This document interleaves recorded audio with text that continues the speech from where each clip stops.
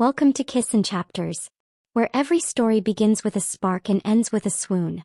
If you love heart-fluttering romances, unexpected twists, and characters you'll root for, you're in the right place. Don't forget to like, subscribe, and hit the notification bell so I can keep bringing you more sweet, emotional, and unforgettable stories. Let's fall in love with every chapter, together. Chapter 1. The Silence of a Lifetime. The laughter was like shards of ice against Shen Li's heart. She sat in the carved mahogany chair, a piece of furniture as stiff and uncomfortable as her own posture, positioned just close enough to the gathering to be present, just far enough to be irrelevant. The air in the main hall of the Lin estate was thick with the scent of sandalwood ink, expensive tea, and the cloying sweetness of osmanthus pastries. It was a fragrance of refinement, of intellectual pursuit, of a world from which she was perpetually excluded. Her husband, Lin Feng, was the sun around which this little universe revolved. Seated at the head of the low rosewood table, he was the picture of a rising scholar official, sharp-eyed, with an elegant brow and an easy smile that never quite reached his eyes when he looked at her. Tonight he was hosting a poetry gathering and the guest of honor was Bai Yuning. Bai Yuning. The name itself was a poem, often whispered in the same breath as Lin Feng's. A celebrated courtesan known not for vulgarity, but for her wit, her ethereal beauty, and her unparalleled skill with the guqin and the brush. She was everything Shen Li was not, unapologetically brilliant, dazzlingly social, and utterly captivating to Lin Feng. Master Lin, your couplet comparing the moon to a forgotten pearl on a velvet cloak is sublime, Bai Yuning said, her voice a melodious chime that commanded silence. But might I suggest discarded instead of forgotten? It implies a more poignant, deliberate loss. Lin Feng's eyes lit with a fire Shen Li hadn't seen in years. Ah, Yuning. You see right to the heart of it. Discarded, it is. Your insight, as always, is a gift. A murmur of agreement rippled through the other scholars. Shen Li's role was to ensure the teacups were never empty. She rose silently, her simple blue linen robes a stark contrast to Bai Yuning's flowing silks embroidered with silver cranes. As she moved around the table, pouring the steaming liquid, she was a ghost. A few of the guests offered polite, strained smiles. Most simply ignored her, their eyes sliding over her as they would a piece of furniture. The scholar's neglected wife, she heard one man whisper to another behind a raised fan. A pity. Pretty enough, I suppose, but there's no light behind her eyes. Like a beautifully painted vase, empty inside. The words should have stung, but after a decade they had lost their power. They were simply facts. She was empty. The hopes and dreams of the young girl who had entered this mansion 10 years ago had been slowly leached away, drop by the cold silence of her marriage. Her mind drifted back to the beginning. An arranged marriage, of course. Her family, respectable but of modest official standing, had been overjoyed to secure an alliance with the brilliant Lin Feng, whose star was clearly ascending. She remembered the day she was lifted from her wedding sedan, her heart a frantic bird against her ribs, filled with a terrifying, hopeful awe. He had been handsome, serious. She had vowed to be a good wife, a virtuous partner, to support his studies and manage his household with quiet efficiency. For a year, perhaps 2, there had been a semblance of cordiality. He would sometimes ask after her day. She would painstakingly prepare his favorite dishes, her heart soaring if he took a second helping. But as his reputation grew, so did the distance between them. Her attempts at conversation about household matters were met with absent-minded nods. Her carefully chosen words of encouragement were dismissed with a perfunctory, "Thank you." She was fulfilling her duty, but duty, she soon realized, was a poor substitute for affection. Then Bai Yuning had entered his orbit. She was the sparkling conversation he craved after a day of dry texts, the muse who inspired his most celebrated poetry. Shen Li became the keeper of the house, the manager of the servants, the silent shadow in the corner. Her love, once a bright, burning flame, had guttered and died, leaving only the cold ash of duty. The gathering finally began to wind down. The scholars, flushed with wine and intellectual fervor, took their leave, bowing deeply to Lin Feng and Bai Yuning. Shen Li stood by the door, performing the hollow ritual of seeing them out, receiving their obligatory, pitying glances. When the last guest was gone, the great hall fell into an echoing silence. Bai Yuning was gathering her guqin. "Feng Lang," she said, the informal address a tiny dagger in Shen Li's heart. The moon is still high. Perhaps we could take a walk in the courtyard? The plum blossoms are particularly fragrant tonight. Lin Feng's face softened in a way it never did for his wife. An excellent idea. I need to clear my head after all that chatter. He didn't even look at Shen Li as he offered his arm to Bai Yuaning and led her out into the moonlit garden.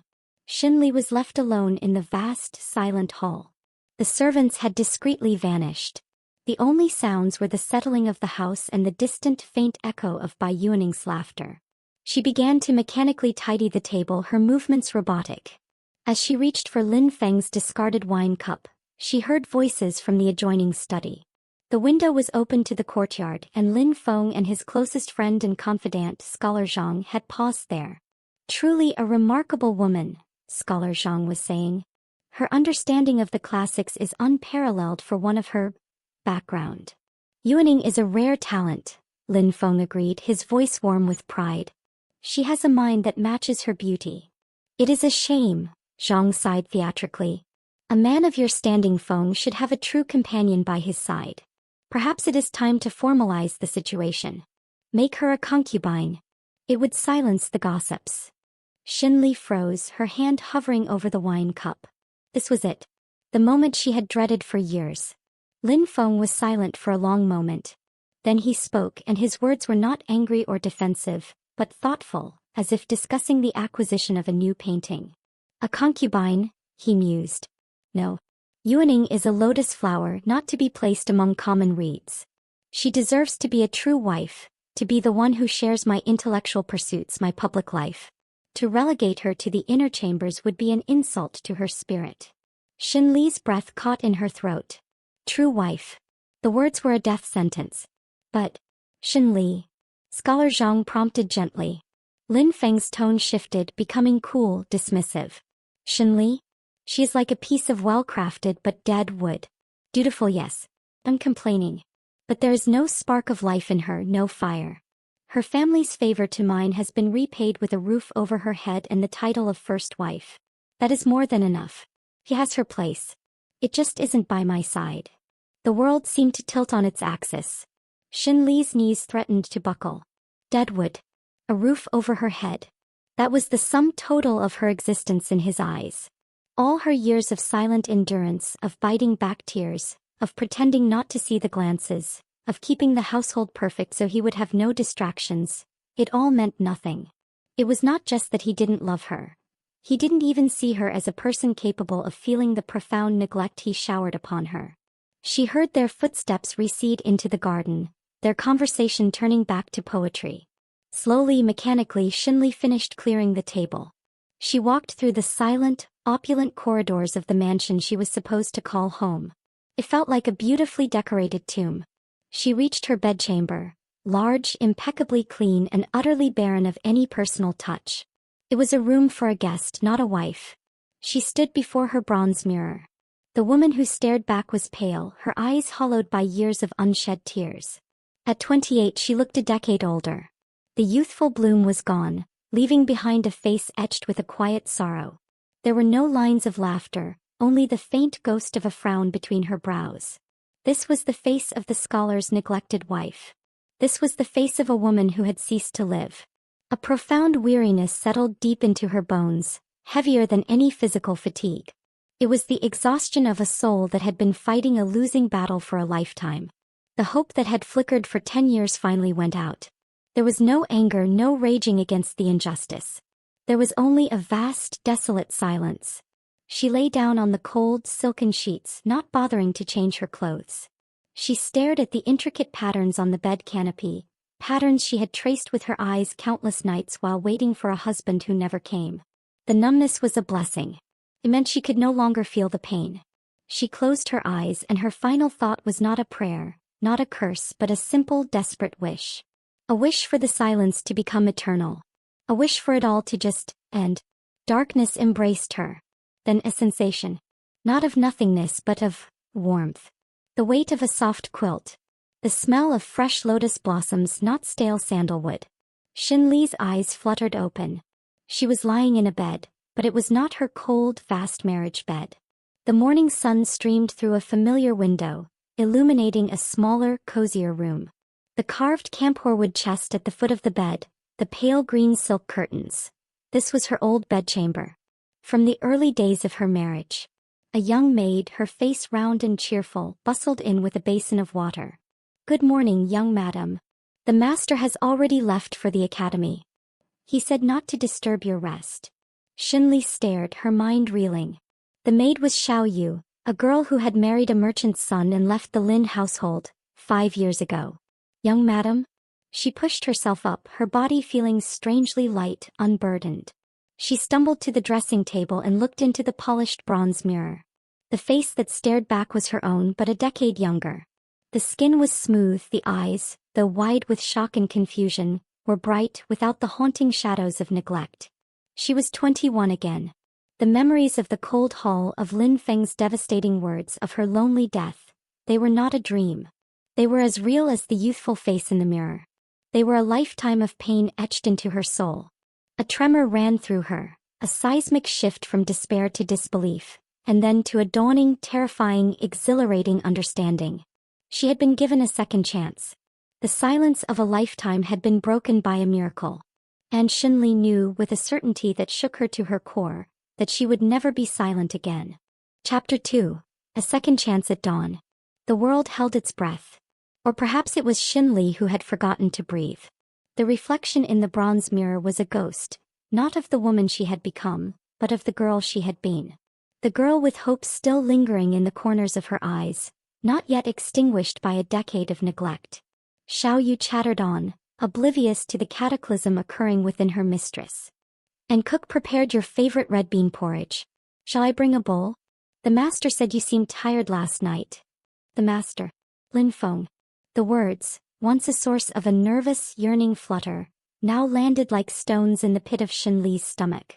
A cold clarity washed over the initial shock. The memories were not a fever dream. They were a scar on her soul, a guidebook to a future she would now avoid at all costs. "Xiao Yu," Shen Li interrupted, her voice a raspy thing unfamiliar in its own youth. She cleared her throat, forcing a calm she did not feel. What is the date today?" The maid blinked, surprised. "It is the 16th day of the 3rd month, young madam. The plum blossoms are just finishing and the peach trees are starting to bud." She smiled. A beautiful spring. The 3rd month. 10 years ago. Shen Li's mind raced, sifting through the archives of her past life. This was early. Too early for the worst of the slights, for the open presence of Bai Yuning. Lin Feng was still establishing himself at the Hanlin Academy. Their marriage was a mere 3 years old, its initial fragile cordiality only just beginning to fray at the edges. The deep freeze was yet to set in. In her first life, on a morning like this, she would have already been dressed and rushing to the main hall to ensure Lin Feng's breakfast was perfect. She would have reviewed the household accounts, instructed the servants, and planned the day's meals around his preferences. Her entire existence had been in orbit around his son. Today the very thought felt like a violation. A plan, raw and desperate, began to form in her mind. It was not yet fully shaped, but its core was absolute, diamond hard. She would not walk that path again. She would not be the scholar's neglected wife. "Young madam?" "The porridge." Xiao Yu prompted, concern creeping into her voice at her mistress's unusual stillness. Shen Li turned from the mirror, meeting the maid's gaze. She saw genuine worry there, a loyalty that, in her previous life, she had been too wrapped in her own misery to properly appreciate. This time she would see things clearly. "No porridge," Shen Li said, her voice gaining a sliver of strength. She pressed a hand to her forehead, a gesture that was only partly feigned. A genuine weariness, the echo of a lifetime of sorrow, weighed on her. I have a terrible headache. I will rest a while longer. Please ensure I am not disturbed." Xiao Yu's eyes widened. In 3 years of marriage, Shen Li had never remained in bed after her husband had risen. It was unthinkable for a virtuous wife.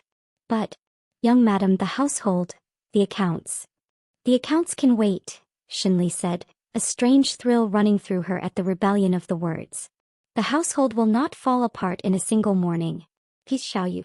Just let me rest." The command, softly spoken but firm, brooked no argument. Xiao Yu bobbed a hurried bow. "Of course, young madam. I will tell the staff to be quiet." She retreated, leaving Shen Li alone in the sudden, profound quiet of the room. The silence was different now.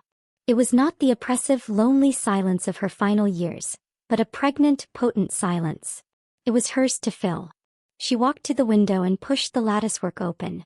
The morning air was cool and sweet, carrying the scent of damp earth and the faint, honeyed perfume of the late plum blossoms. She watched a sparrow hop along the branch of a peach tree, its movements quick and free. The simple beauty of it struck her with an almost painful intensity. How long had it been since she had truly seen the world outside her cage? Her thoughts turned to Lin Feng.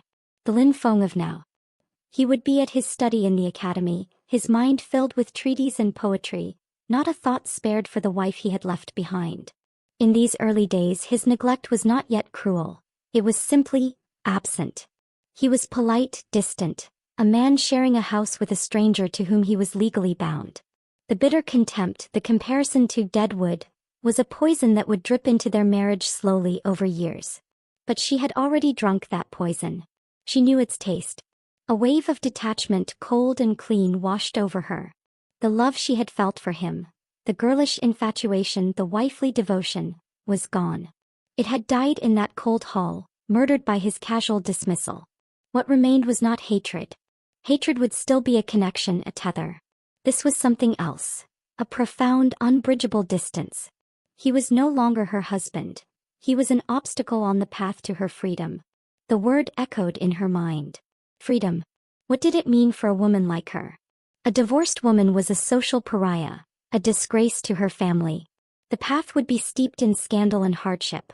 But as she stood there, feeling the sun warm her face, the alternative, a lifetime of silent suffering, ending in a lonely death, seemed infinitely worse. Scandal was a tempest that would pass. A slow death of the spirit was eternal. Her resolve hardened, taking on a more practical shape. A divorce. She would need a reason, a pretext that would not see her cast out onto the streets with nothing. She would need to be clever, to use the very rules that bound her to secure her release. The sound of footsteps in the courtyard below broke her reverie. She looked down and saw him. Lin Feng had returned. Perhaps he had forgotten a text. He walked with the easy confidence of a man who knew his place in the world was secure and ascending. He was handsome, there was no denying it. The sharp lines of his jaw, the intelligent light in his eyes. It was the portrait of the promising scholar she had married. But now she saw the seeds of the arrogance to come. The way he didn't glance at the gardeners tending his grounds, the slight tilt of his chin that spoke of a man looking always toward the horizon, never at what was at his feet. He disappeared into the main hall. Shen Li's heart, to her own surprise, did not quicken. It beat a steady, calm rhythm. She was an observer studying a subject. A few moments later, a soft knock came at her door. It was Xiao Yu again, looking anxious. "Young madam? The master has returned. He asked after you." Of course he had. Her absence from the morning routine would have been noted. It was a ripple in the placid pond of his life, a small one but noticeable. "Tell him I am unwell," Shen Li said, not moving from the window. "He is coming up," Xiao Yu whispered, her eyes wide with a mixture of fear and excitement. Before Shen Li could respond, the door slid open. Lin Feng stood there, framed in the doorway. He was still in his official's robes, a dark blue that made him look severe.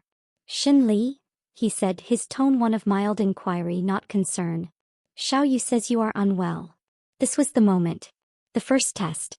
In her past life, she would have scurried to apologize, to minimize her ailment, to assure him she would be down directly to see to his needs. She turned slowly from the window, allowing him to see her paleness, the shadows under her eyes that were not from a single night's poor sleep, but from a lifetime of sorrow. She did not smile. She merely looked at him, really looked at him, and saw the stranger he was. "It is nothing serious, husband," she said, her voice even. "A lingering headache. I thought it best to rest so as not to be a distraction." He seemed taken aback by her directness, by the lack of the usual flustered deference. His gaze swept over her, and for a fleeting second she thought she saw a flicker of something, not worry but confusion. He was used to a wife who was a predictable, placid presence. This stillness, this quiet assertion of self was unfamiliar. "I see," he said after a pause. "Well, do not neglect your duties for long. The Vice Minister of Rights and his wife are dining with us tomorrow evening. The household must be prepared. The reminder was a command, a reassertion of his expectations. In his world, her headaches were insignificant compared to the impression they made on a vice minister. Of course, Shen Li replied, her tone neutral. It will be seen to. He stood for a moment longer as if waiting for something else. An apology perhaps, or a promise to rise immediately. When none came, he gave a curt nod. Very well. Do not let the servants become lax in your absence. Then he turned and left, his footsteps retreating down the hall. The moment the door closed, Shen Li let out a breath she didn't realize she had been holding. Her hands were trembling. That small act of defiance, of prioritizing her own feigned discomfort over his unspoken demand, felt more significant than any decision she had made in her first life. She had drawn a line, invisible to him but stark and real to her. She walked back to the dressing table. The young woman in the mirror was still pale, but a new light had kindled in her eyes. It was not the light of hope for a love that would never be. It was the harder, sharper light of resolve. She had been given a second chance not to fix her marriage but to escape it. The path was terrifying. It would mean facing the wrath of her family, the scorn of society, the uncertain future of a woman alone. But as she recalled the crushing weight of a lifetime of silence, the choice became clear. She would rather face the tempest of scandal than endure the slow suffocation of neglect ever again. A strange, unfamiliar sensation curled in her chest. It took her a moment to recognize it. It was the first faint stirring of freedom. Chapter 3. The Unthinkable Request. The day passed in a strange, suspended silence. Shen Li remained in her room not out of illness, but out of a need for strategic solitude. The four walls were no longer a cage. They were a sanctuary for plotting her escape. She heard the muffled sounds of the household continuing without her. The distant clatter from the kitchens, the soft chatter of maids in the courtyard. The world turned, and its axis had not shifted because she had chosen to step away. The realization was profoundly liberating. Her mind, once dulled by resignation, was now sharp, calculating. She could not simply demand a divorce. In the eyes of the law and society, she had no grounds. Lin Feng had not beaten her. He had not thrown her out. He provided shelter, food, fine robes. His crime was one of the spirit, invisible and unactionable. To accuse him of emotional neglect would only see her branded as a hysterical, ungrateful woman. She needed a pretext that society, for all its hypocrisy, would understand. She needed to weaponize its own rules against it. The most powerful and most painful excuse was one that placed the blame squarely on her own inadequacy. Infertility. A wife who failed to produce an heir, particularly for a family with aspirations like the Lins, was not just a disappointment. She was a failure of her primary function. After 3 years of marriage with no sign of a child, the whispers would have already started. In her first life, those whispers had been a source of deep shame, a private agony she bore alone. Now she would wield that shame as a shield and a sword. It was a bitter pill. To publicly declare herself barren was to scar her own reputation indelibly. But the reputation of Shen Li, the divorced, barren woman, was infinitely preferable to Shen Li, the ghost wife of the great scholar Lin. She also had to be practical. She would need resources. In her first life, she had left with nothing but the clothes on her back, relying on a reluctant brother's charity until her skills with embroidery provided a meager living. This time she would not be so foolish. Her dowry. It was modest, but it was hers by right. Lin Feng, in his lofty disregard for mundane matters, had likely never given it a second thought. She would demand its return in full. It was her seed money for a new life. As dusk painted the sky in hues of violet and orange, she felt a cold calm settle over her. The plan was formed. It was audacious, it was scandalous, but it was her only path. She summoned Xiaoyu. "Prepare a bath," she instructed, "and lay out the dark blue robe with the silver thread." It was a formal robe, one she wore for important occasions. Tonight was the most important occasion of her life. An hour later, looking at her reflection, she barely recognized herself. The robe was elegant, its color deepening the resolve in her eyes. The youthful face was set in lines of grim determination. She looked less like a neglected wife and more like an official preparing for a negotiation. "Where are you going, young madam?" Xiao Yu asked, her voice tinged with awe and fear. To see the master, Shen Li said, her voice steady. In his study. Do not disturb us unless called.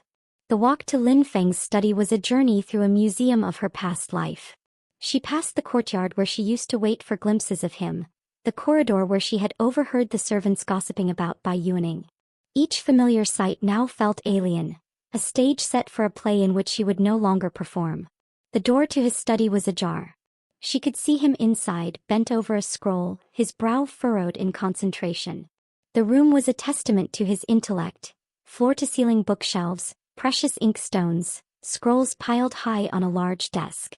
It was a world she had never been invited to enter as a participant, only as a silent servant bringing tea. She knocked softly on the doorframe. Lin Feng looked up, irritation flashing across his features at the interruption. When he saw it was her, dressed so formally, the irritation was replaced by confusion. Shen Li? What is it? Is something wrong with the preparations for tomorrow? His mind was still on the vice minister. May I speak with you, husband? She asked, her tone respectful but devoid of its usual subservient warmth. It is a matter of some importance. He gestured impatiently for her to enter. She closed the door behind her, the click of the latch sounding unnaturally loud in the quiet room. She stood before his desk, her hands clasped loosely in front of her, back straight. Well? He prompted when she remained silent, gathering her courage. She took a deep breath, the words she had rehearsed feeling like shards of glass in her throat. Husband, we have been married for 3 years. He blinked, clearly not expecting this to be the important matter. Yes. So, in these 3 years, she continued, her gaze steady on his, I have endeavored to be a virtuous wife, to manage your household with diligence, to see to your comfort, to uphold the dignity of the Lin family. You have been adequate, he said, his tone dismissive. He picked up his brush again, a signal that he considered the conversation nearing its end. Is that all? No. The single word stopped him. He took a step closer. In these 3 years, despite my prayers and efforts, I have failed in the most crucial duty of a wife. I have not provided you with an heir. The brush stilled in his hand. He finally looked at her properly, his analytical mind engaging. This was not a topic he enjoyed, but it was one he could not ignore. These things take time. There is no need for hysterics. This is not hysteria, she said, her voice low and firm. It is fact. And I have given it much thought. You, Lin Feng, are a man destined for greatness.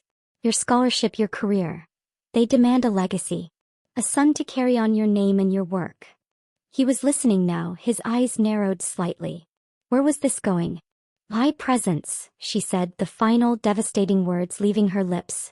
My failure is a hindrance to that destiny. For the sake of your family line, for the future you are building, I believe it is best if I remove this obstacle. She paused, letting the weight of the statement settle in the room. I respectfully request that you grant me a letter of divorce. The silence that followed was absolute. It was deeper than any silence Shen Li had ever known. Lin Feng stared at her as if she had suddenly begun speaking a foreign tongue. His mouth opened then closed. The great scholar, renowned for his eloquence, was rendered speechless. Have you lost your mind? He finally spluttered, the words exploding into the quiet. He rose from his chair, his face a mask of disbelief and rising anger. A divorce? What foolishness is this? Do you have any idea of the scandal? The shame it would bring upon my family? Upon your own family? She remained immovable, a rock against the tide of his outrage.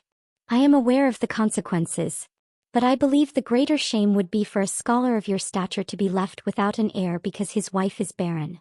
My family will understand that I am acting to correct a grave error. Understand, he laughed, a harsh, bitter sound. They will understand that you have brought everlasting disgrace upon them. This is the gratitude you show for the life we have given you? A roof over your head, a respected name. The echo of his words from her past life, repaid with a roof over her head, was so stark it was almost chilling. It confirmed the absolute rightness of her path. This is not about gratitude, she said, her voice cold. It is about duty. My duty to correct my failure. Your duty to secure your lineage.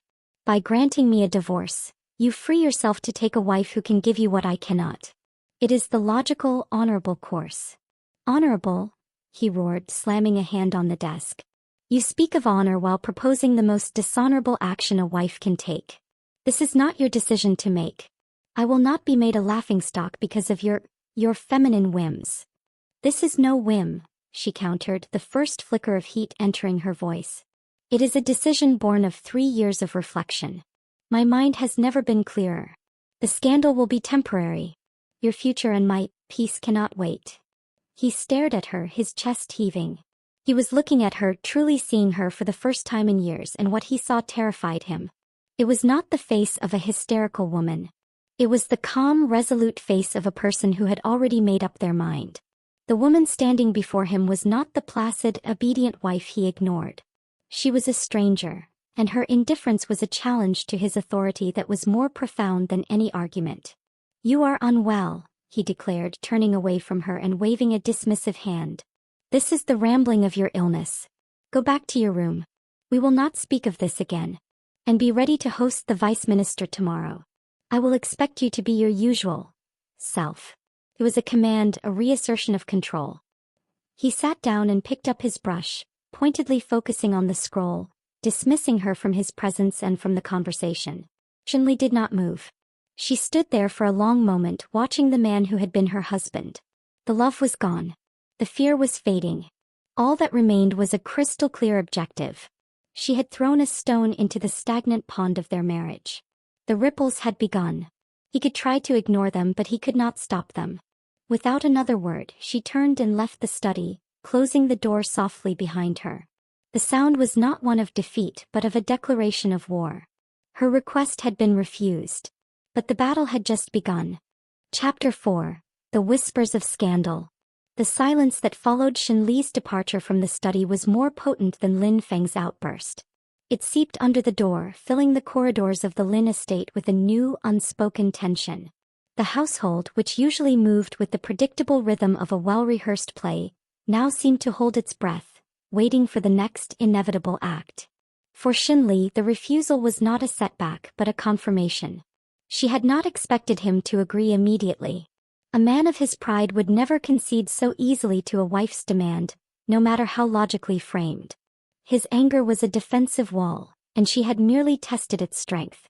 It was strong but not impregnable. The crack was there, the sheer, unnerving shock in his eyes when he realized she was serious. She returned to her chamber, her heart beating not with fear, but with a steady, determined rhythm. She had lit the fuse. Now she had to be prepared for the explosion. It began the next morning. The summons came not from Lin Feng but from his mother, the Dowager Madame Lin. Shen Li was conducted to the matriarch's opulent quarters, a space heavy with the scent of incense and unyielding tradition. The Dowager was a small, sharp-eyed woman whose face was a roadmap of a life spent maintaining family status. She was seated on a raised divan, her hands folded tightly in her lap. "Daughter-in-law," she began, her voice a carefully modulated blend of concern and steel. "My son came to me last night. He was distressed. He spoke of a most peculiar conversation." Shen Li knelt on the cushion before her, her head bowed in a show of respect that felt more strategic than sincere. "Mother. He said you spoke of a divorce." The Dowager's voice sharpened on the word as if it were a vulgarity.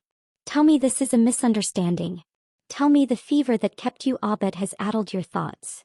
Shen Li lifted her gaze, meeting the older woman's eyes. She used the same argument, polished and hardened from the night before. "There is no misunderstanding, mother. My thoughts are clear. It is my body that has failed. For 3 years I have not conceived. This is a grave fault. I seek only to remove this obstacle from your son's path to greatness." The Dowager's face tightened. "Obstacle? You are his wife. Your place is by his side through fortune and misfortune. Do you think the Lin family is so weak that we would cast out a daughter for such a private matter? The physicians can be consulted. There are prayers to be made, tonics to be taken." "I have prayed," Shen Li said softly, the truth of a lifetime of desperate prayers giving her words weight. "And I fear no tonic can cure this particular failure. My presence is a constant reminder of it. For Lin Feng, for you, would it not be a relief to have a wife who can truly secure the family's future?" She was turning their own values against them, and the Dowager was momentarily flummoxed. The older woman's lips pressed into a thin line. This was not the weeping, apologetic daughter-in-law she had expected. This was a calm, reasoned negotiator, and it was deeply unsettling. A relief, the dowager finally snapped, abandoning the conciliatory tone. It would be a scandal that would cling to our name for a generation. Do you think a divorced man, no matter how brilliant, can rise unimpeded? And what of your own family? The shame you would bring upon your parents? Have you thought of them at all? It was the one point that could still pierce Shen Li's armor of resolve. Before she could formulate a response, a servant announced the arrival of her parents. They entered the room with hurried steps, their faces pale with anxiety. Her father, a minor scholar whose greatest achievement had been securing the Lin alliance, looked as if he had aged 10 years overnight. Her mother's eyes were red-rimmed, darting between Shen Li and the dowager with sheer panic. "Daughter," her mother cried out, rushing forward and grasping Shen Li's hands. "What is this madness we have heard? You cannot mean it. You cannot." Her father stood stiffly, bowing to the dowager. "Honored Madam Lin, please forgive this disruption. There must be some mistake. Our daughter. She has always been so dutiful." The scene was a painful tableau of pressure. Shen Li was surrounded by the disapproving matriarch of her husband's family and the terrified faces of her own blood. This was the cost. This was the tempest she had chosen to enter. "There is no mistake, father," Shen Li said, her voice quiet but firm. She gently extracted her hands from her mother's desperate grip. "I have failed in my primary duty as a wife.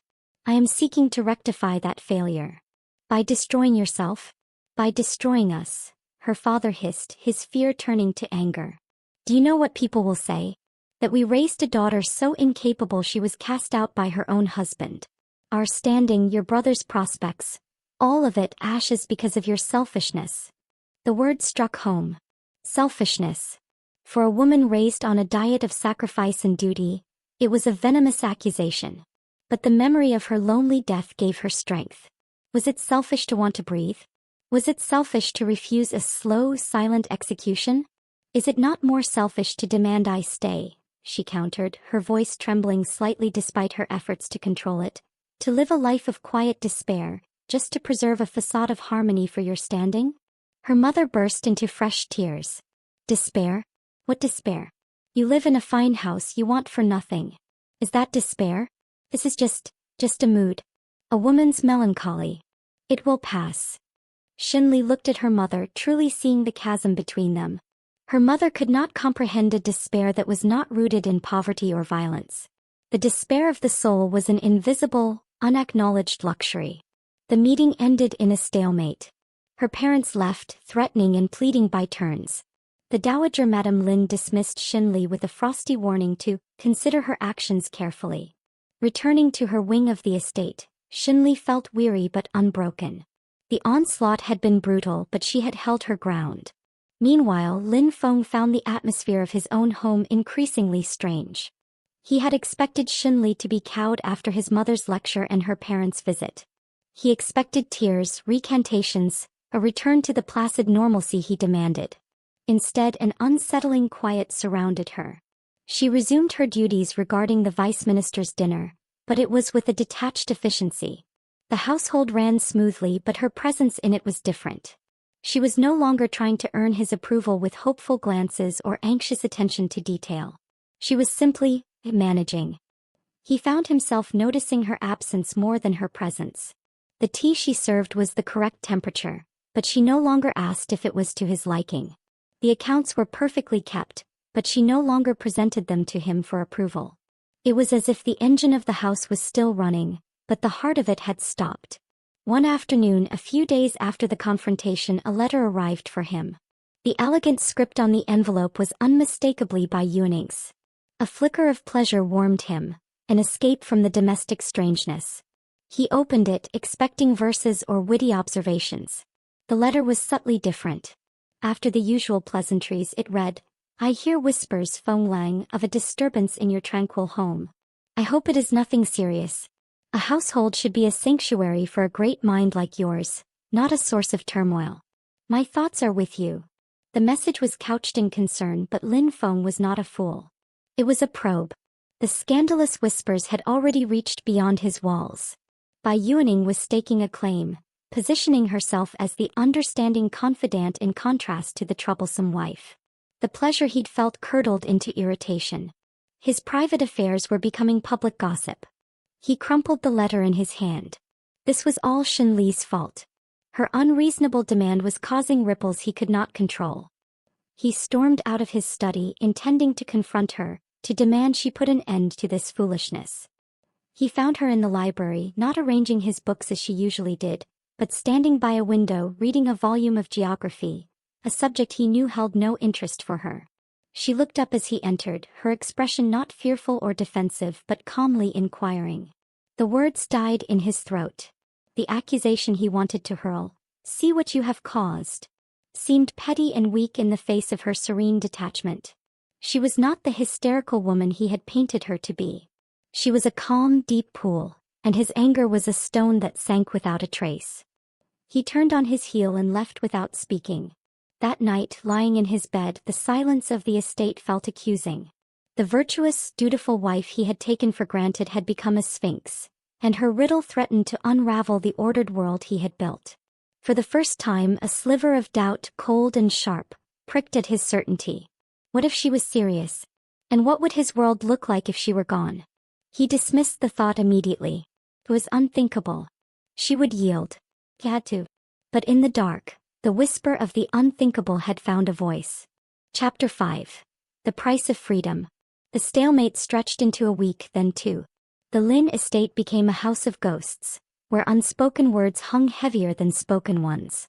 The vice minister's dinner passed in a blur of impeccable hospitality.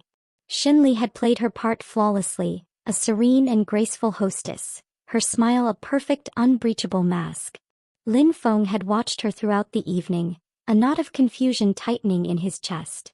This was the woman he knew, poised, competent, beautiful. Why was she trying to throw it all away? But when the last guest departed, the mask vanished, replaced by the same unnerving calm. She did not seek his opinion on the evening. She simply oversaw the cleanup and retired to her chambers. The performance was over. The pressure, however, was mounting on him from all sides. His mother nagged him to control his wife. His colleagues at the academy had begun to make veiled, joking inquiries about his domestic peace. Bai Yuaning's letters became more frequent, their tone shifting from concerned to possessively impatient. The world was waiting for him to reassert order, and his inability to do so was chipping away at his authority. The final straw was a visit from his uncle, a pragmatic and influential man who cared little for sentiment and everything for family advantage. "Feng," his uncle said, dispensing with pleasantries as they sat in the study. "This nonsense with your wife has gone on long enough. The whispers are becoming shouts." Lin Feng bristled. "It is a temporary madness. She will see reason." "Will she?" His uncle fixed him with a hard stare.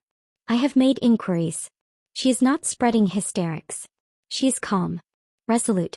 She tells anyone who asks that she is barren and is acting for the good of the Lin lineage.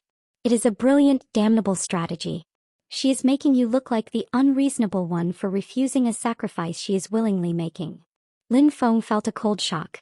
He hadn't considered it from that angle. He had been so focused on the insult to his pride that he had missed the political maneuver. Shen Li was martyring herself and in doing so, was painting him as the villain who clung to a barren wife out of stubbornness. "What would you have me do?" Lin Feng asked, his voice tight. "You have two choices," his uncle said bluntly. "You can force her to recant, break her spirit completely and keep her as a prisoner in her own home. But a broken wife is a liability. She may become truly ill or worse and the scandal of that will also fall on you. Or," he paused, letting the word hang in the air, "you can give her what she wants. A divorce." Lin Feng spat the word. "The shame."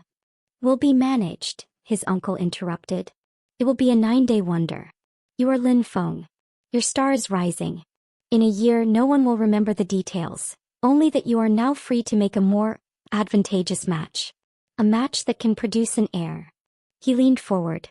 "This Bai Yuaning, for instance. Her reputation is unconventional but her connections are impressive. This could be an opportunity." The conversation was a cold bath of reality.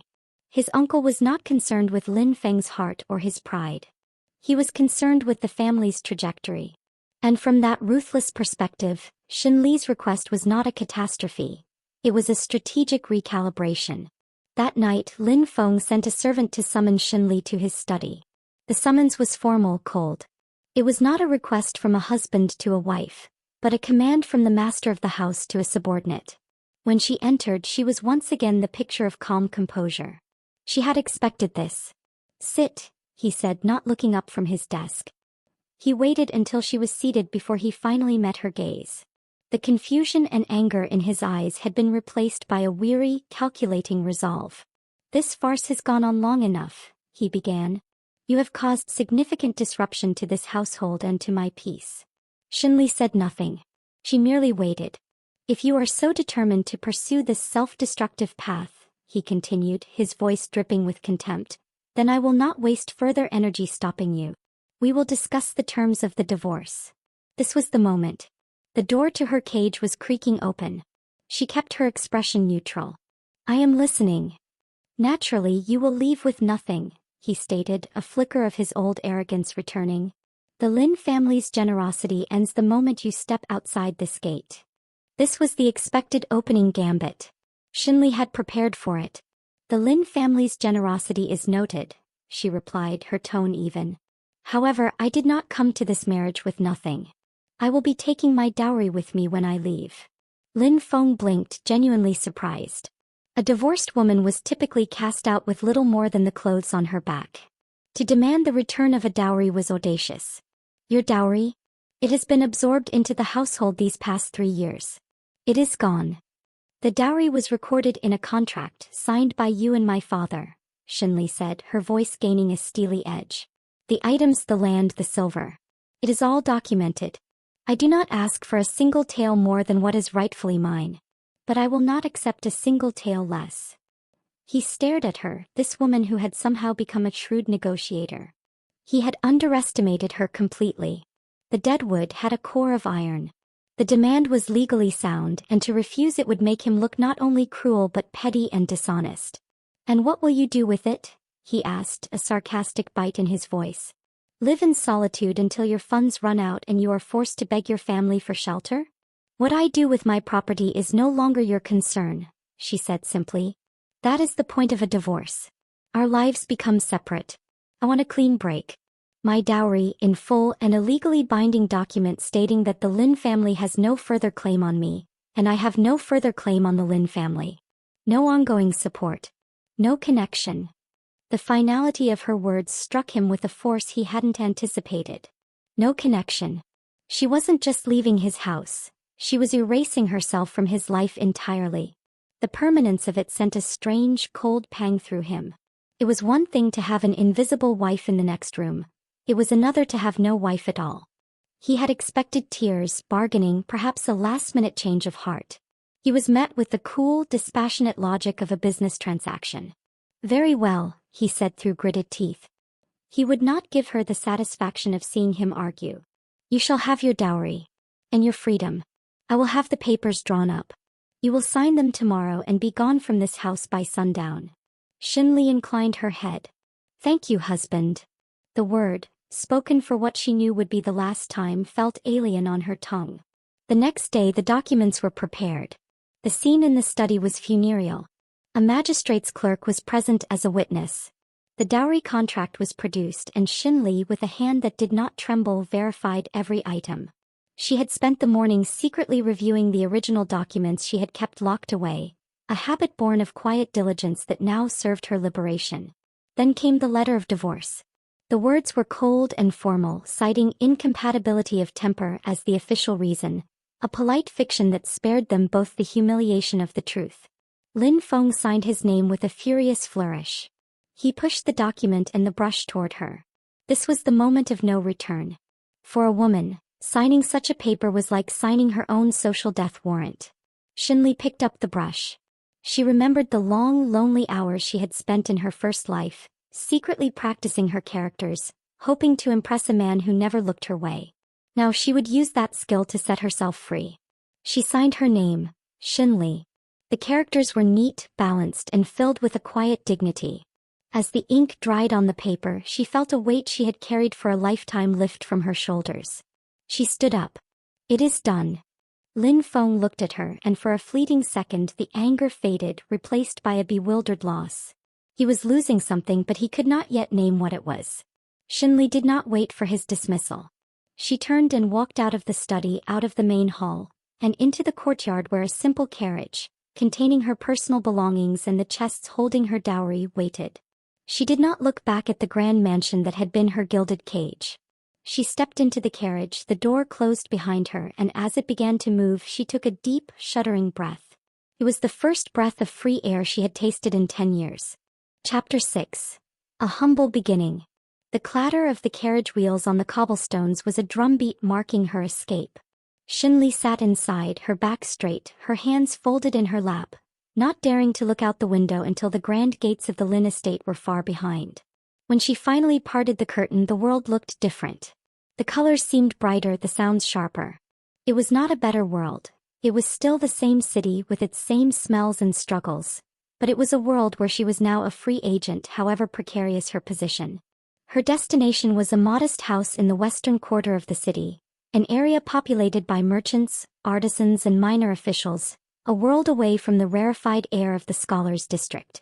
She had sent Xiao Yu ahead the day before with instructions and a portion of her silver to secure the rental. The loyalty of the young maid had been a surprise and a comfort. When faced with the choice of staying in the Lin household or following her disgraced mistress, Xiao Yu had chosen the latter without hesitation.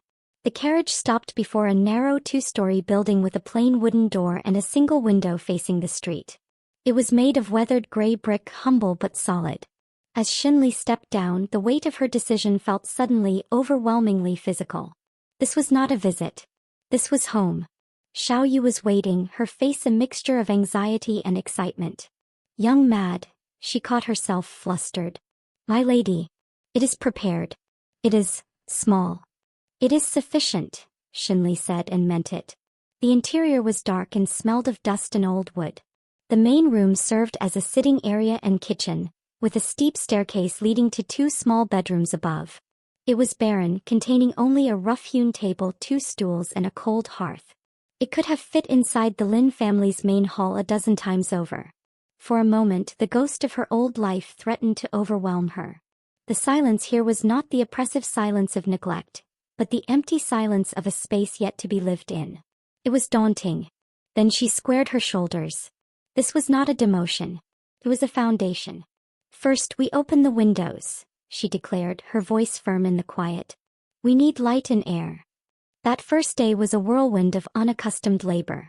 Shen Li, who had only ever given orders to servants, now found herself moving furniture with Xiao Yu, sweeping floors until clouds of dust made them cough, and scrubbing years of grime from the single window. Her muscles ached, her hands grew raw, but a strange exhilaration coursed through her. Each sweep of the broom, each wipe of the cloth, was an act of ownership. She was not making a space presentable for a husband. She was building a sanctuary for herself. The practical challenges were immense. In her former life, meals simply appeared. Now she had to venture to the market. The first time she went, the cacophony of hawkers and the jostle of the crowd was overwhelming. She, the former wife of the illustrious scholar Lin, was now just another face in the crowd, bargaining for rice and vegetables.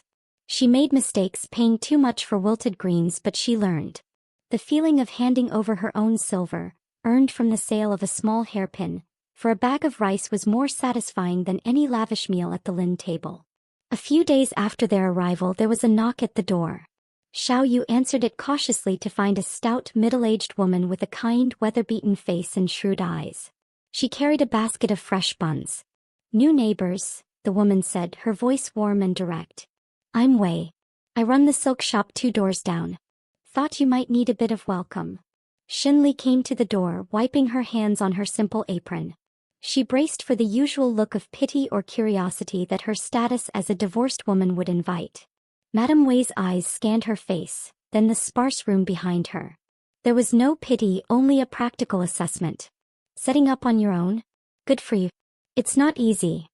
She thrust the basket into Shen Li's hands. Eat. You look like you could use it.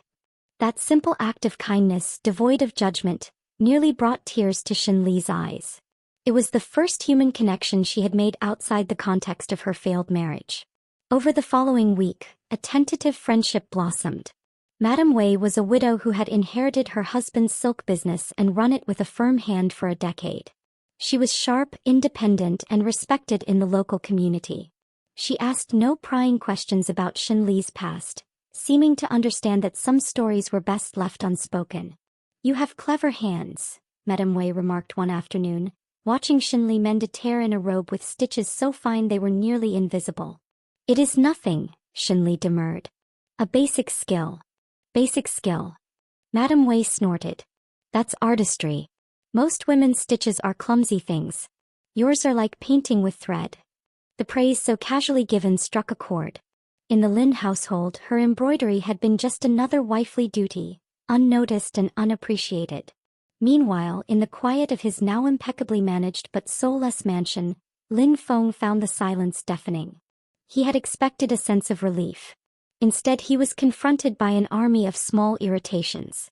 His tea was never quite the right temperature. His papers were never where he left them. The new housekeeper, while efficient, had no understanding of his preferences. He found himself, against his will, making inquiries. He sent a discreet servant to the western quarter to report on Shen Li's condition. He expected to hear tales of misery, of regret, of her begging her family for shelter. The servant returned looking confused. "Master Lin, she is living in a small house near the Merchant's Square. She has one maid. They seem well." "Well?"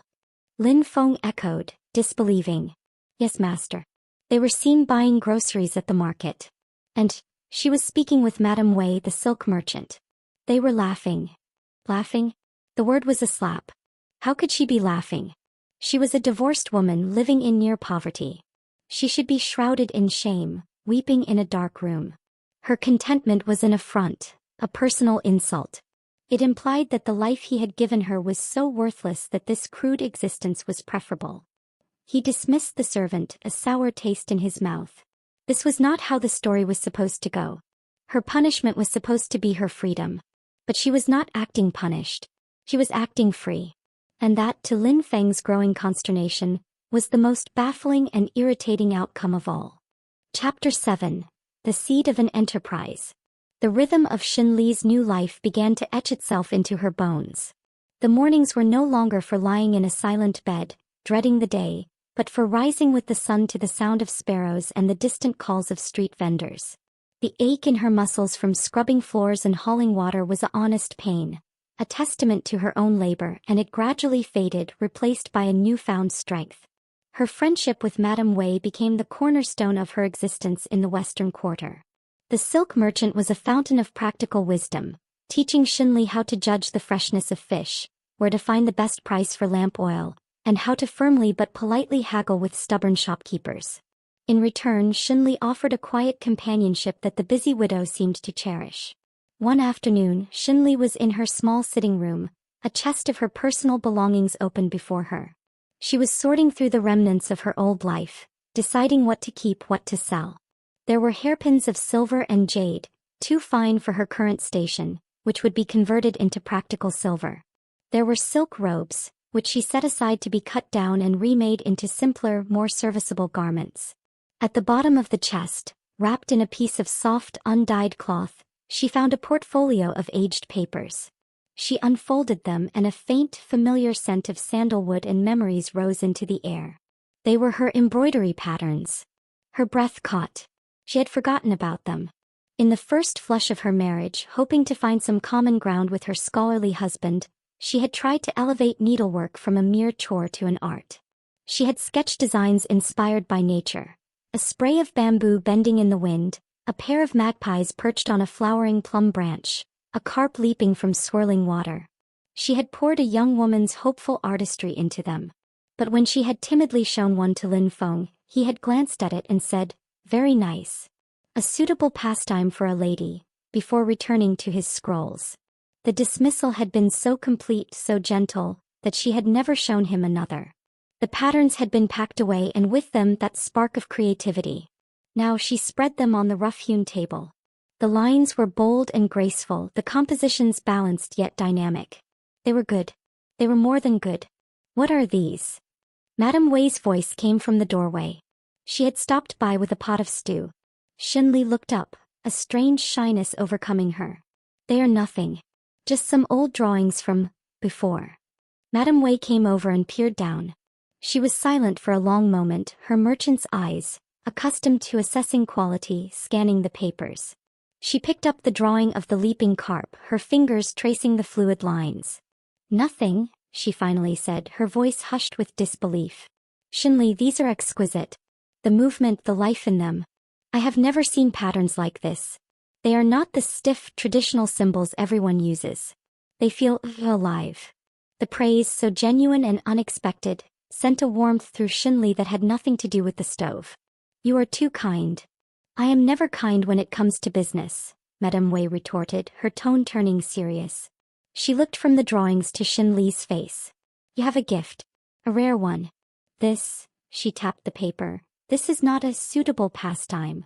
This is a skill. A marketable skill. Shen Li blinked. Marketable? Of course. Madame Wei exclaimed, her excitement growing. The wealthy wives I sell silk to, they pay a fortune for unique, beautifully embroidered panels for their screens, for their robes, for their handkerchiefs. But it's all the same tired old patterns. Dragons, phoenixes, lotuses. This, she held up the carp. This is different. This is soul. I could sell work like this in my shop. I know I could. A wild, impossible hope began to flutter in Shen Li's chest. To earn her own living, not from the sale of her dowry, but from a skill of her own hands? The idea was both terrifying and electrifying. I don't know, Shen Li stammered. It has been years. Then practice. Madame Wei urged. Start small. Embroider a handkerchief. Let me see the result. Encouraged by her friend's faith, Shen Li spent the next few days in a state of focused concentration. She bought a piece of fine white linen and some silk threads in shades of blue and silver. Using the leaping carp pattern as her guide, she began to stitch. At first, her fingers were clumsy, the memory of the needle faint. But slowly muscle memory took over. The rhythm of the needle piercing the fabric, pulling the thread taut, became a meditation. She was not just copying a pattern. She was breathing life into it with every stitch. When she was finished, she held it up.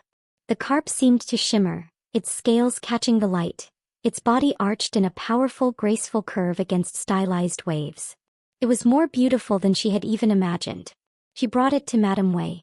The widow took the handkerchief, her eyes wide.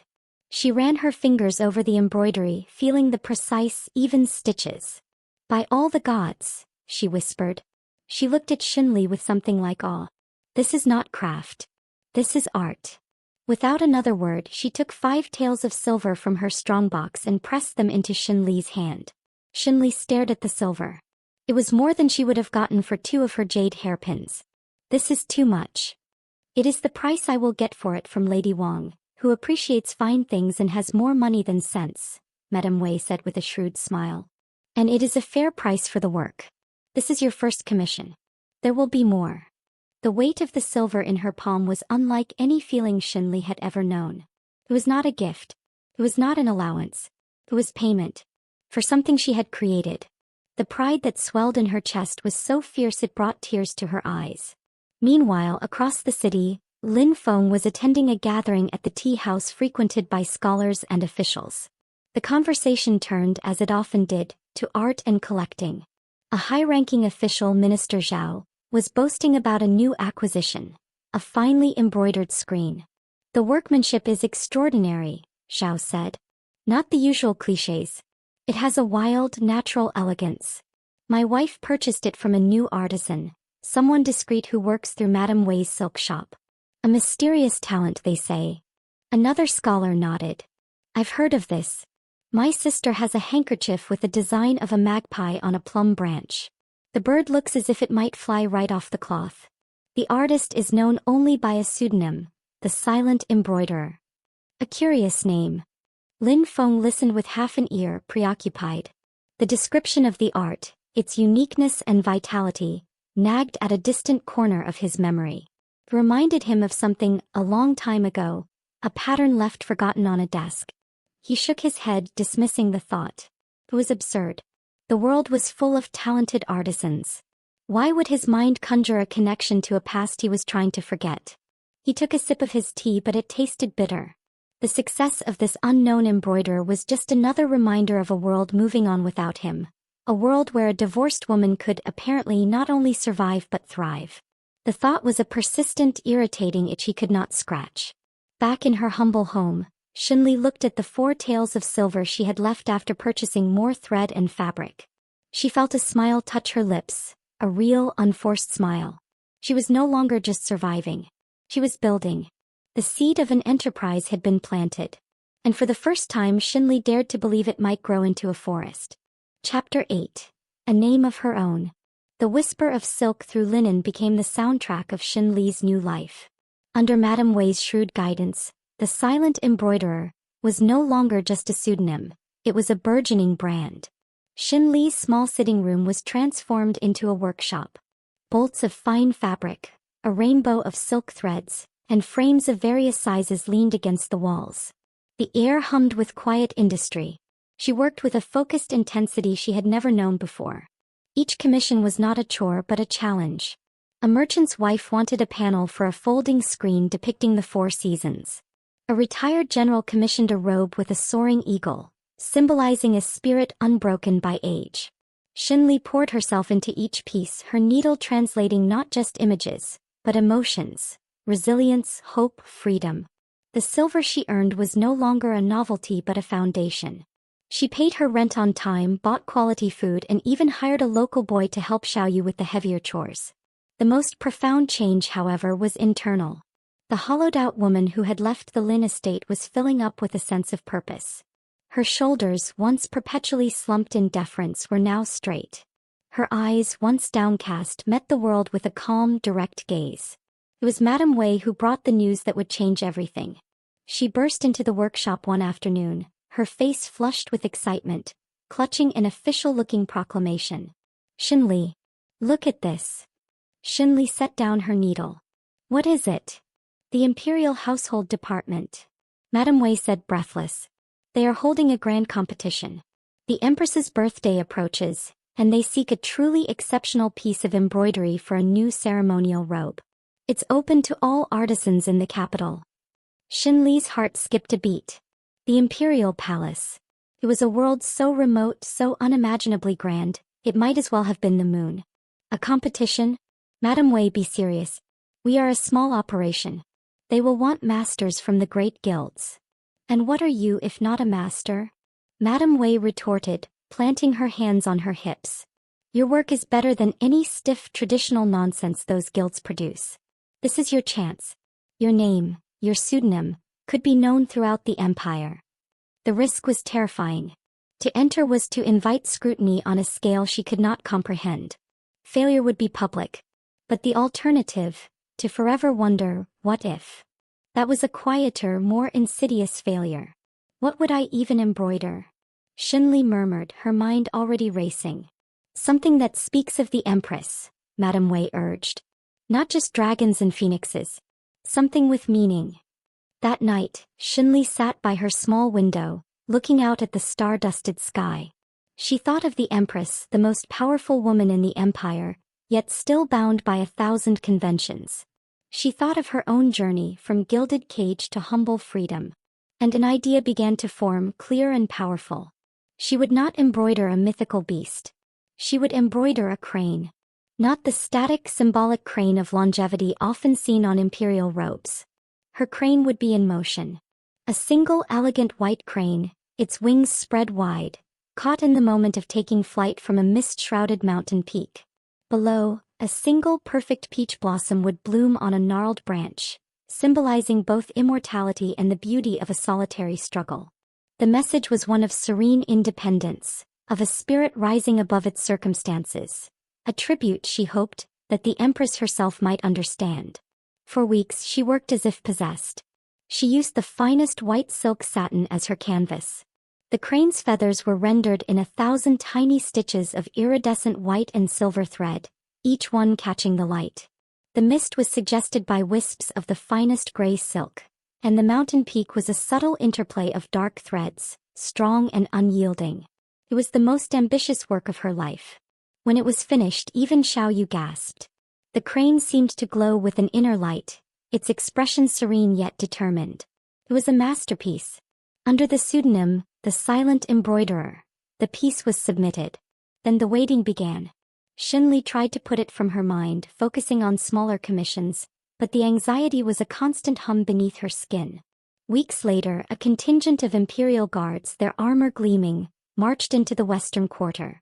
The entire street fell silent as they stopped not at a guild hall, but before Shen Li's modest door.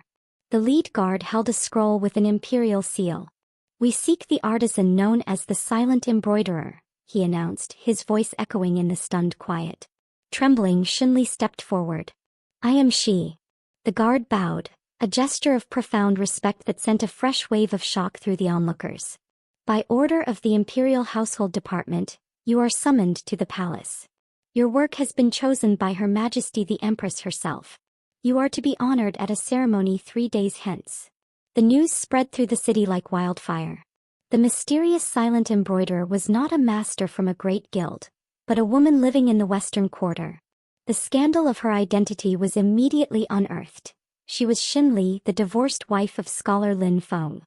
The day of the ceremony arrived. Shen Li, dressed in a simple but elegant robe of her own making, was led through the towering gates of the palace. The grandeur was overwhelming, but a strange calm settled over her. She had already faced her greatest fear, living a life of silent despair. This was just a pageant. The ceremony was held in a magnificent courtyard. Officials, nobles, and renowned artists were assembled. And there, among the scholars being honored for their literary contributions, was Lin Feng. He stood, proud in his official robes, expecting his moment of recognition. But when the master of ceremonies began to announce the winner of the embroidery competition, the name he praised was not his own. For a work of unparalleled artistry and profound spirit, a piece that speaks to resilience and graceful strength, the Empress has chosen the work of an artisan known as the Silent Embroiderer. A murmur rippled through the crowd. The pseudonym was well known, but the identity was the season's most delicious gossip. The master of ceremonies unrolled a scroll. "The artisan will now step forward to receive the Empress's commendation. State your name for the court." Every eye turned to the figure walking calmly towards the dais. Lin Feng, curious despite himself, glanced over. And froze. The world narrowed to a single point. The woman approaching, her head held high, was Shen Li. Time stopped. The applause, the murmurs, the grandeur of the palace, it all faded into a dull roar. He watched, paralyzed, as his former wife, the woman he had dismissed as barren deadwood, knelt gracefully before the imperial dais. Her voice, clear and steady, rang out across the courtyard. "This humble artisan is named Shen Li." The sound of her name, spoken with such unapologetic clarity in this most hallowed of spaces, struck Lin Feng with the force of a physical blow. Suddenly, it was not an apology. It was a declaration. He saw the Empress nod, a genuine smile on her face as she said something to Shen Li. He saw court officials looking at her with respect, with admiration. The scandalous divorcee was not a figure of pity. She was being celebrated by the most powerful woman in the empire. In that moment, the carefully constructed edifice of Lin Feng's world crumbled. The pride he had taken in his own scholarship turned to ash in his mouth. He had valued the flashy intellect of a Bai Yuaning, but it was the quiet, profound talent of the wife he had discarded that had reached the highest pinnacle of recognition. He stood there, a honored scholar, and felt like the greatest fool in the empire. The woman he had let go was not a burden, she had been a treasure. And he had thrown her away. As Shen Li rose, the imperial commendation in her hand, she turned to leave the dais. Her gaze swept across the audience, and for a fleeting second, it passed over him. There was no gloating, no anger. There was only a profound, unbridgeable peace. And in that peace, Lin Feng saw the full, devastating measure of his loss. Chapter 9. The Anatomy of Regret. The imperial ceremony should have been Lin Feng's triumph. The scroll commemorating his latest scholarly commentary, now bearing the Empress's seal, felt like a lead weight in his hand. The congratulations from his peers were a distant buzz, their words empty sounds that failed to penetrate the cold, hard shell of shock encasing him. He watched Shen Li move through the crowd. She did not swagger or preen. She accepted the murmured praises with a graceful incline of her head, her composure absolute. She was a stranger yet hauntingly familiar. This was the woman who had poured his tea, who had faded into the background of his life for years. Now she was the center of a celestial orbit and he was a speck of dust drifting at the periphery. He left the palace as if in a dream, the grandeur of the palanquin he rode in feeling like another man's privilege. The return to his silent, impeccably ordered mansion was a descent into a tomb. Every perfectly placed vase, every silent servant, seemed to accuse him. This was the order he had valued above all else. This was the life he had chosen over the vibrant, messy talent of the woman now known as the silent embroiderer. That evening Bai Yuaning arrived unannounced as had become her habit. She swept into his study, her robes fragrant with expensive perfume, a coy smile on her lips. "Feng Lang, I heard about the ceremony. Such an honor for you," she began, moving to pour him a cup of wine herself, a possessive gesture. "We must celebrate. I have been speaking with the Minister of Right's wife, and she hinted that a position may be opening soon that would be perfect for her." Her words trailed off as she registered his expression. He was not looking at her. He was staring into the middle distance, his face a mask of bleak introspection. "What is it?" she asked, her tone sharpening. "Did you know?" he asked, his voice low and rough. "Know what?" "About Shen Li. Her skill." Bai Yuaning's smile vanished, replaced by a flash of pure venom. "That? Her needlework? Every wife embroiders, Feng Lang. It is a common domestic skill. The Empress's favor is a whim, a novelty. It means nothing." "It meant enough for her to be honored in the imperial courtyard," he countered, finally looking at her. He saw the calculation in her eyes, the jealousy she could not quite hide. He saw, for the first time, the sharp edges of ambition that he had once mistaken for intellectual passion. Her work had soul. You said so yourself long ago. You saw a pattern she left behind. You said it had a wild elegance. Bai Yuaning waved a dismissive hand, but the gesture was brittle. "I was being polite. I hardly remember." But he remembered. He remembered now with painful clarity. He had dismissed it then as he had dismissed everything about Shen Li. Now the memory was a key turning in a locked door, revealing a room full of treasures he had willfully ignored. The following days were a torture of comparison. Bai Yuaning's poetry, which he had once found so stimulating, now seemed contrived, a performance designed to flatter and ensnare. Her conversations were laced with gossip and strategic inquiries about his career. She was a mirror reflecting his own ambitions back at him, and the reflection was growing stale. Shen Li, in contrast, had created something from nothing. She had built a life with her own hands. Her silence had not been emptiness, it had been depth. And he had mistaken it for shallowness. The regret was a physical ache, a cold stone in his gut. It was no longer about scandal or pride. It was about the realization that he had possessed something priceless and had thrown it away for the glitter of fool's gold. He had to see her. He couldn't articulate why. Perhaps to confirm she was real. Perhaps to beg for, what? Absolution? Second chance. The foolishness of the thought did not stop him. He found out where she lived. The modest house in the western quarter was no secret now. He went alone on foot, dressed in simple scholar's robes, hoping to avoid notice. The sight of the narrow, bustling street was a world away from his own serene compound. It was alive, vibrant, real. He knocked on the plain wooden door. After a moment it opened and Shen Li stood there. She wore a simple blue work dress, a smudge of charcoal on her cheek, likely from sketching a new design. She showed no surprise at seeing him. Her expression was one of calm inquiry. "Lin Feng," she said. "Not husband. Not Master Lin. Just his name." The equality in her tone was more jarring than any insult. "May I speak with you?" he asked, his voice uncharacteristically hesitant. She studied him for a moment, then stepped back, allowing him to enter. The main room was a workshop filled with the evidence of her craft. Bolts of fabric, sketches pinned to the walls, an embroidery frame holding a half-finished piece of breathtaking beauty.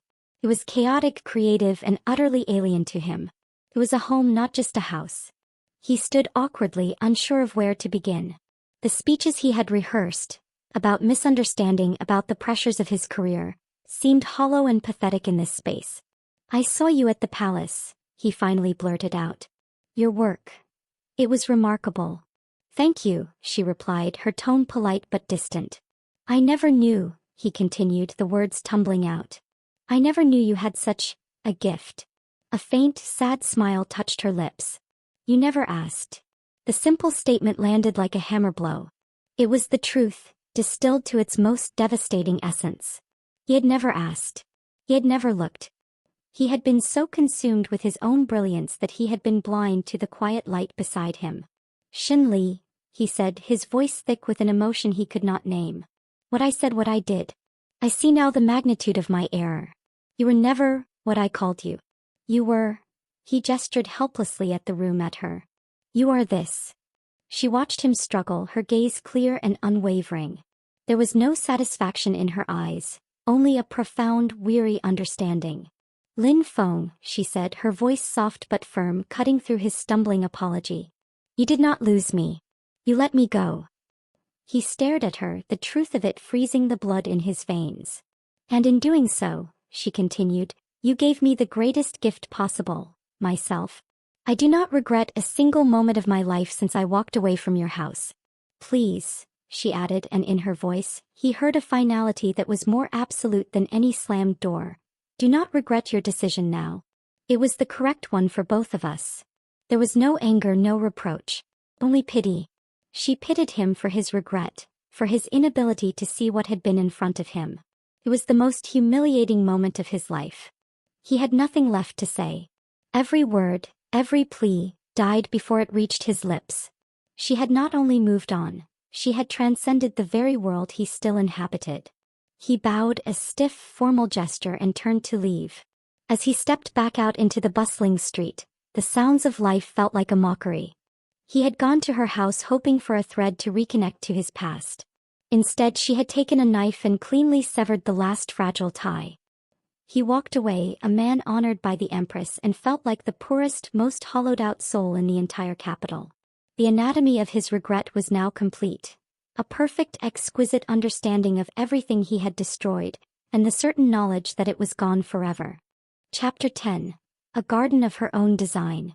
5 years drifted past, not like a slow-flowing river, but like seeds carried on a swift wind, each taking root and blossoming in its own time. For Shen Li, those years were a tapestry woven with threads of quiet accomplishment and profound peace. Her reputation as the silent embroiderer was no longer a novelty but an institution. She had taken on 2 young, talented girls from the neighborhood as apprentices, passing on her unique style. What had begun as a solitary endeavor in a small house was now a respected, if modest, atelier. She did not seek to expand into a large enterprise. Her happiness lay in the work itself, in the quiet click of the needle and the unfurling of a design beneath her fingers. With her earnings, she had done something that felt like a final act of liberation. She had purchased the humble house she once rented. It was hers. The deed, bearing her name alone, was a document more valuable to her than any marriage contract had ever been. The greatest change was to the small, neglected yard behind the house. She had spent months clearing the weeds, turning the soil and planting. It was not a formal garden of the type found in great estates, with manicured paths and prized peonies. It was a wilder, more personal space. She planted fragrant herbs, mint and rosemary, for her kitchen. A peach tree, now sturdy and bearing fruit, stood in one corner, a reminder of the blossom on the Empress's robe. In a sunny patch, hardy chrysanthemums bloomed in bursts of gold and copper, symbols of resilience and longevity.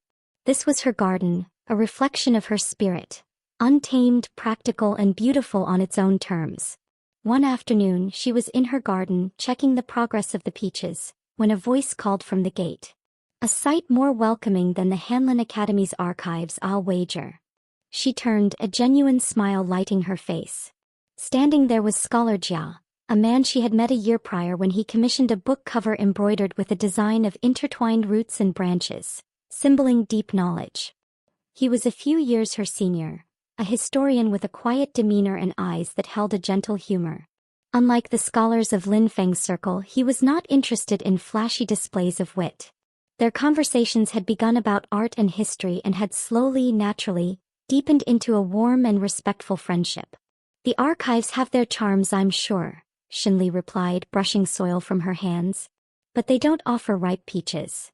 He laughed, a warm, comfortable sound. A compelling argument. He held up a packet of tea. I acquired this from a merchant from the south. I thought you might appreciate it. Their relationship was a slow, gentle dance. There was no pressure, no grand declarations. It was built on a foundation of mutual respect for each other's minds and talents. He admired her artistry without condescension. She valued his quiet wisdom. It was a partnership of equals, a concept so foreign to her first life that it still sometimes took her breath away. The possibility of more hovered in the air, a potential future she considered not with desperation, but with a calm, open heart. Her happiness was no longer dependent on it. Across the city, in a study that felt increasingly like a gilded cage, Lin Feng received a letter. It was from Bai Yuning. Its tone was no longer coy or calculating but cold and final. She was leaving the capital to become the concubine of a wealthy, older provincial governor. She cited his lingering melancholy and lack of ambition as her reasons. The irony was a bitter poison. The ambition she had once praised him for had curdled, and the melancholy was a ghost she had helped create. He crumpled the letter and threw it into the cold hearth. His marriage to Bai Yuning, undertaken a year after his divorce in a fit of defiant pride, had been a disaster from the start. They were two sharp edges grinding against each other, each blaming the other for the happiness that remained perpetually out of reach. He left his study, needing to escape the oppressive silence of his home. His feet, without conscious direction, carried him toward the western quarter. It was a form of masochism he had indulged in before, a need to confront the life he had lost. He positioned himself in the shadow of a doorway across from her house. He watched as a client, a well-dressed merchant's wife, departed, bowing respectfully to Shen Li. He saw the two young apprentices leave, chatting animatedly, their laughter ringing in the street. Then he saw her.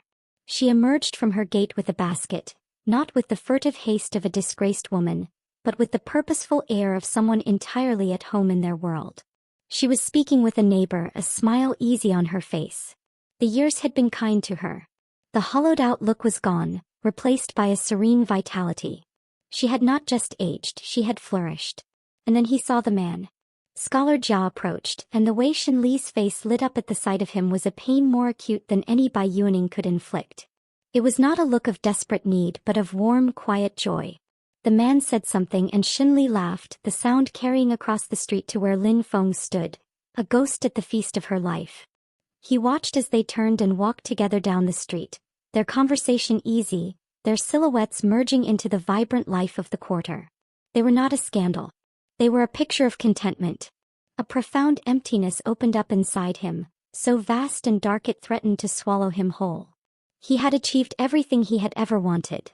Status, recognition, a beautiful, talented wife. And it was all ash. The woman he had discarded as worthless had found a happiness so complete he could only observe it from a distance, like a beggar staring at a banquet. He had thought his regret was understanding what he had lost. He now saw it was deeper than that. His regret was the understanding that she had won. She had taken the ruins he had left her and built a palace of her own design. Her silence had not been broken. It had become a symphony and he was not even a note in it. He turned and walked away, his shoulders slumped. The applause of the imperial court was a forgotten echo. The only sound that remained was the memory of her laughter, the final gentle seal on a lifetime of regret. Back in her garden as the sun set, Shen Li sat with Scholar Jia, sipping the tea he had brought. The past was a closed book, its lessons learned but its pain faded. The future was an unwritten page, full of possibility. She looked around at her garden, at the home she had built, at the peaceful companionship beside her. There was no anger, no triumph. Only a deep, abiding gratitude for the second chance she had seized. The silence was no longer something to be endured. It was a melody she composed herself, note by careful note, in the garden of her own design. Bonus chapter. The Unbroken Thread. One evening, as Shen Li and Scholar Jia sat in her garden enjoying the cool air, he spoke softly. My research is taking me to the southern provinces for several months. The archives there hold texts that are crucial to my work. Shen Li felt a small, familiar pang. Goodbyes, however temporary, always carried the ghost of old abandonments. Sensing her shift in mood, he continued. The journey would be more agreeable with companionship. The landscapes are said to be inspiring for artists. I wondered if your apprentices could manage the atelier in your absence, if you might consider accompanying me. The question hung in the air, not a demand but an invitation. It was a question that would have been unthinkable in her past life. To travel unmarried with a man? The scandal would have been immense. But Shen Li was no longer that woman. She looked at him, at his honest face, and then at her garden, her home, the life she had built with her own hands. She was not a kite waiting for a string. She was a tree firmly rooted. A journey would not uproot her. It would only add to her landscape. A slow smile spread across her face. I have heard, she said, that the silks of the south are particularly fine. And I have always wanted to see the sea. Scholar Jia's smile mirrored her own, a quiet understanding passing between them. It was not a dramatic pledge but a simple agreement to walk a new path together. As they sat in the deepening twilight, a figure passed by the garden gate. It was Lin Feng, drawn once more by his private torment. He saw them not in passionate embrace, but in quiet conversation, their silhouettes peaceful against the warm light from the house. He saw the easy way Shen Li leaned slightly towards the scholar, the way he listened to her words. He saw not scandal but harmony. And in that harmony he finally understood the last unbroken thread of his regret. It was not that she had found happiness without him. It was that she had become a person capable of such happiness. A person he had never taken the time to know, and had actively prevented from existing. He moved on, a shadow swallowed by the night. Behind him in the garden, Shen Li spoke of the sea, her voice full of a hope that was no longer desperate, but simply wonderfully alive.